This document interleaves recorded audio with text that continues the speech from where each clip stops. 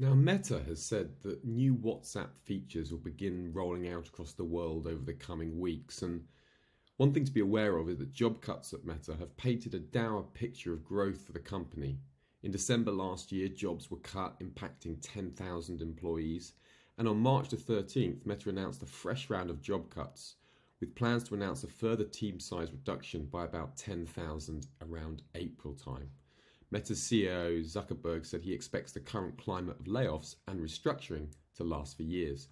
However, Meta also announced total expenses to fall to 86 to 92 billion versus prior levels of 89 to 95 billion, and that did see shares gain on that announcement. So will a leaner Meta be poised to still see further gains this year?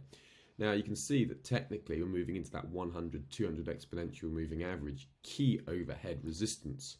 But the seasonals are very strong for Meta. Over the last 9 years, from the 23rd of March to the 25th of July, Meta has gained every single time with an average return of an incredible 25.31%.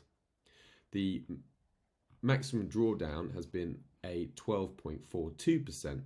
And the maximum potential rise has been a stunning 65+% in March 2020. So is Meta worth buying into again this year? The major trade risk, of course, is that a hard US recession further weighs on sentiment, and that can drag Meta stocks lower.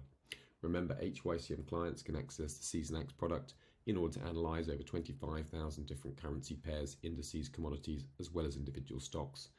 Please do contact your account manager for a free trial to get started right away. Certain products and services mentioned herein may or may not be available to all clients, depending on which HYCM Capital Markets Group entity their trading account adheres to.